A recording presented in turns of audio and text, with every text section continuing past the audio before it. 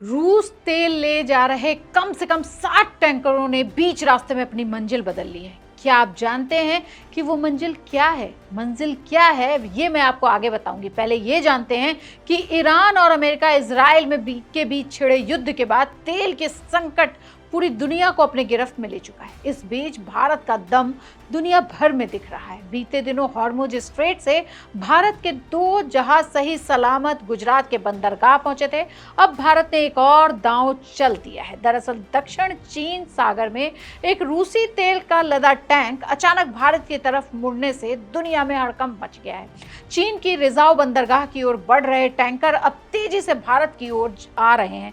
जिस तरह से तेल और गैस को लेकर पूरी दुनिया में हाहाकार मचा हुआ है, ऐसे में भारत ने अपना ट्रम्प कार्ड चल दिया है और भारत ने मौजूदा स्थिति में रूस से तेल आयात बढ़ाने का फैसला किया है। यह बदलाव ईरान में चल रही जंग के कारण मध्य पूर्व से तेल सप्लाई रुकने के बाद भारत की जरूरतों को पूरा करने के लिए हुआ है। एक्वा टाइटन नाम का ये आफ्रा मैक्स टैंकर बाल्टिक सागर के एक बंदरगाह से जनवरी के अंत में उरालस क्रूड ऑयल लोड करके निकला था।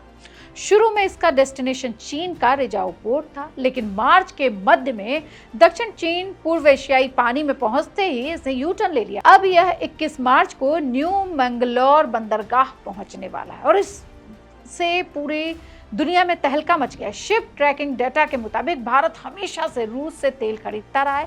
पिछले दिनों अमेरिका ने भारत को रूसी तेल खरीदारी की अस्थायी रूप से बढ़ाने की छूट दी। हालांकि यह पूरा झूठ है, क्योंकि हमारे विदेश मंत्री एस जयशंकर कई बार कई मंचों से कह चुके हैं कि हमारे किसी भी मामले में किसी देश की इजाजत की जरूरत नहीं है।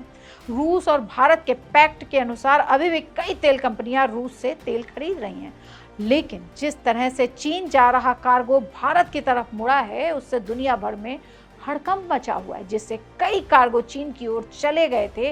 अब स्थिति बदल गई है। यह जहाज ऐसे समय में भारत की तरफ मुड़ा है जब ईरान ने स्ट्रेट ऑफ हॉर्मुज पर रोक लगा रखी है। ये वही रास्ता है जहां से 20 से 25% तेल पूरी दुनिया में जाता है।